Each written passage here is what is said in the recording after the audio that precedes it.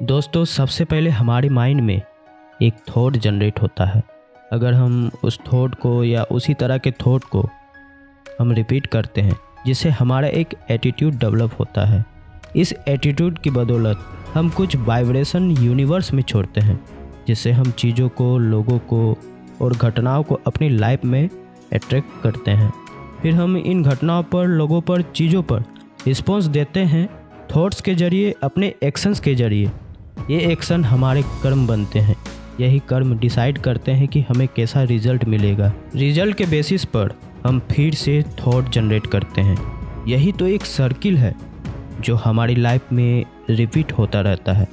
अब हम अगर किसी सिचुएशन में या किसी पार्टिकुलर तरह से रिस्पॉन्स ही रिसीव करते हैं, तो जाहिर सी बात है कि इस सर्किल में या इस पैटर्न में कुछ चेंज लाना होगा।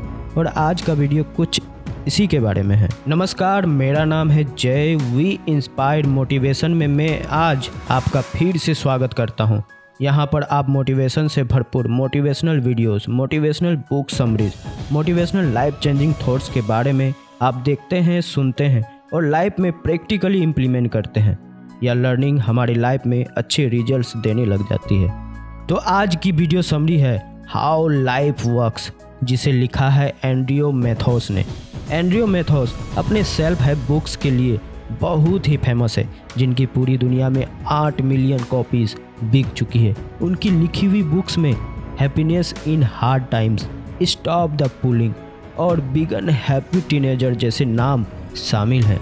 तो आज की इस वीडियो समरी में डिस्कवर करेंगे कि लाइफ कैसे काम करती है। इसे बेहतर बनाने के लिए आप क्या कर सकते हैं। इसमें बताए गए बातों को देखिए, सुनिए और सीखिए कि लाइफ में मुश्किल हालातों को कैसे हैंडल करना चाहिए, कैसे खुद का ही बेस्ट वर्जन बना जाए और अगर कुछ गलत हो जाता है तो कैसे रिस्पॉन्स करना चाहिए, रिएक्ट नहीं। एक फैक्ट है कि आपके थॉट्स और फीलिंग से आपकी रियलिटी को इफेक्ट करता है। तो आगे देखिए और लाइफ के पेचीदे प्रॉब्लम्स के बारे में जानिए और सीखिए कि उन्हें कैसे सुलझाया जाए। आइए शुरू करते हैं आज की book summary, how life works. सुना तो ये आपने कई बार होगा, लेकिन आज इस वीडियो समरी से प्रूफ होगा। आइए इस पावरफुल लर्निंग जर्नी से शुरुआत करते हैं। When bad things happen. क्या आपके साथ किसी दिन ऐसा हुआ है कि आपका एक भी काम ठीक से नहीं हो पाया हो? आपकी लाख कोशिशों के बावजूद आपके काम नहीं बन पाए हो या कुछ गड़बड़ हो गई हो? अगर हाँ, तो इस बात को ट्रेड से बेहतर और कौन समझा सकता है। उसकी लाइफ में ऐसे दुख बड़े हादसों का एक लंबा सिलसिला रहा जिसका कोई अंत ही नहीं था।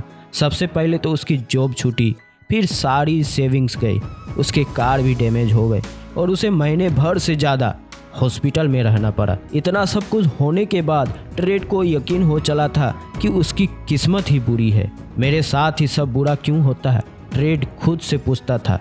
इस तरह की थिंकिंग के साथ उसकी लाइफ में सब कुछ बुरा होने लगा था।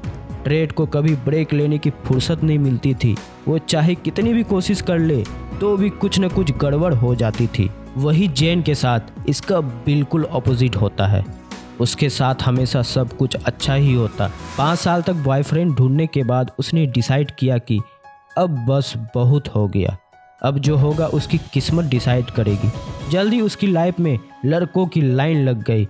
उसने कई डेट्स मिले और फिर जल्द ही उसने एक ऐसा इंसान मिला जिसकी तलाश उसे हमेशा से थी।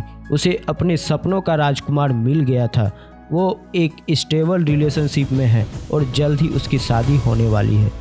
इन दोनों लोगों की कहानी में फर्क सिर्फ इतना सा है कि ट्रेड के साथ कभी कुछ अच्छा नहीं हुआ, जबकि जेन को वो सब कुछ मिला जो उसे चाहिए था। आपके थॉट्स आपकी लाइफ को इफेक्ट करते हैं। अगर आप अच्छा फीलिंग करोगे तो आपके साथ अच्छा ही होगा और अगर आप बुरा सोचेंगे तो बुरी चीज़ें होने लगेंगी। इत्तेफाक जैसी कोई चीज़ नहीं होती दोस्तों। अगर आपने ठान लिया है तो आप सब कुछ अचीव कर सकते हैं। ट्रेड के साथ बुरी चीज़ें इसलिए होती थी क्योंकि वो उसका माइंड हर बुरी चीज़ों पर फोकस करता था।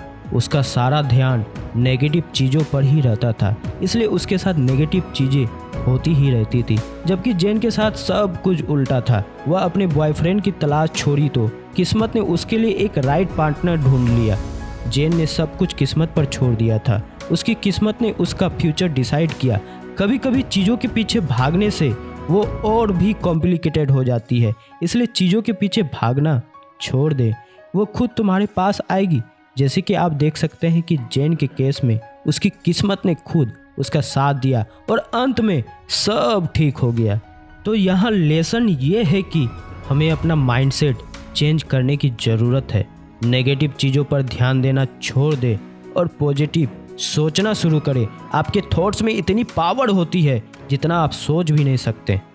Y do the same thing keep happening to me. कुछ लोग जाने अनजाने में सेम सिचुएशन में बार बार फंस जाते हैं। चाहे आगे बढ़ने की कितनी भी कोशिश कर ले तो भी चीज़ें गलत ट्रैक पर चली जाती है और वो वहीं के वहीं रह जाते हैं जहां से उन्होंने स्टार्ट किया था। यानी ऐसे लोग कभी प्रोग्रेस कर नहीं पाते। अब जैसे जेमी को ही ले ले, उसकी आदत है कि वो हर जगह पहुंचने में लेट हो जाती है। वो मीटिंग के टाइम से घंटों पहले उठ चुकी होती है तो भी मीटिंग में लेट पहुंचती है। उसकी यही आदत उसे मुसीबत में डाल देती है, जैसे कि ट्रैफिक जाम में फंस जाना या गाड़ी की चाबी खो जाना। और कई बार तो वो मेडिकल कंडीशन की वजह से लेट हो जाती है क्योंकि उसके पिता हार्ट पेशेंट हैं, इसलिए जेमी को उसका भी ध्यान रखना पड़ता है। अब अगर एलेक्स की बात करें तो उसका पैटर्न है कि उसके साथ हमेशा फाइनेंशियल प्रॉब्लम रहती है। चाहे वो कितनी भी कोशिश कर ले पैसे बचाने की तो भी उसका सेविंग जीरो रहती है। एक तरह से कहे तो एलेक्स अपने सैलरी के भरोसे जी रही है। कई बार तो सैलरी आने से पहले ही उसका अकाउंट खाली हो जाता था और फिर से उसे मामूली गुजारे के लिए भी स्ट्रगल करना पड़ता है। ये सब होता है उसकी बुरी आदतों की वजह से। ये कहानी सिर्फ एलेक्स की नहीं है बल्कि ज़्यादातर लोगों के साथ भी अक्सर यही होता है। ये सब उनके साथ कॉन्शियस पैटर्न की वजह से ही होता है जो वो डेवलप करते हैं। आपके लाइफ के एक्सपीरियंस उस पैटर्न के जरिए क्रिएट होते हैं जो आपके माइंड में गहराई से बैठ चुके हैं। ये पैटर्न लाइफ में आपकी चॉइस को इफेक्ट करता है। लेकिन अच्छी खबर यह है कि आप इन पैटर्न को चेंज कर सकते हैं। आप अपने सबकॉन्शियस माइंड को बड़ी आसानी से मैनिपुलेट कर सकते हैं। आपके थॉट्स उस हद तक फ्लेक्सिबल हो सकते हैं जिस हद तक आप चाहते हैं। आप अपने सोचने का तरीका चेंज करके अपने हैबिट्स भी चेंज कर सकते हैं। इसलिए चाहे आप किसी बुरी सिचुएशन में ही क्यों ना फंसे हो, नेगेटिव साइड के बारे में मत सोचो। अपनी गलतियों पर बार बार फोकस मत करो। जो हुआ उसे भूलकर उससे सबक लेकर आगे बढ़ो। चीज़ों को देखने और फील करने का अपना नज़रिया बदलो। याद रहे आपके थॉट्स और फीलिंग बेहद पावरफुल है, इसलिए इनका इम्पैक्ट भी बहुत ज़्यादा होता है। अगर आप इसे इम्प्रूव करने पर फोकस करोगे तो बड़ी इजीली अपने इस सबकॉन्शियस पैटर्न को चेंज करके खुद को बेहतर सिचुएशन में ला सकते हो। तो दोस्तों, पहले तो आपने ये जाना कि हमारे साथ बुरा क्यों होता है। बुरी और अच्छी चीज़ें यूं ही या इत्तेफाक से नहीं होती बल्कि इस हिसाब से होती है कि आप कैसा फील कर रहे हो। अच्छी लाइफ क्रिएट करने के लिए आपके थॉट्स और फीलिंग बहुत इम्पोर्टेंट होता है। दूसरा, आपने अपने सबकॉन्शियस माइंड के पैटर्न के बारे में समझा। लोग सेम सिचुएशन में बार बार फंसते हैं क्योंकि उसका माइंड ऐसा ही काम करता है। इसलिए अपने सोचने का तरीका चेंज करो ताकि आप सेम इवेंट में बार बार ना फंसो। चीज़ों का हमेशा पॉजिटिव साइड देखो और ये सोचो कि जो होगा अच्छा ही होगा। इससे आप खुद को ज़्यादा बेटर सिचुएशन में पाओगे। दोस्तों, लाइफ इतनी इजी नहीं है जितना हमें लगता है। ज़िंदगी कुछ लोगों का बेहद मुश्किल इम्तहान लेती है, लेकिन आपकी खुशियाँ आपके हालात की गुलाम नहीं है। ये इस बात पर डिपेंड करता है कि आप दुनिया को किस नज़र से देखते हैं।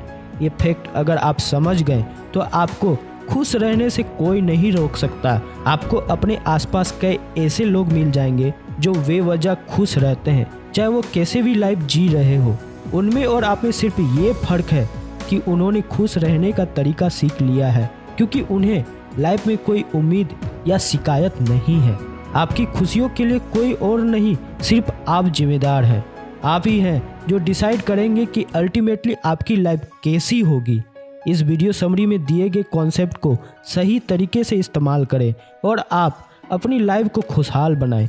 खुश रहना एक आर्ट है और ये आर्ट आपको सीखना होगा, तभी आप अपनी किस्मत खुद लिख पाएंगे।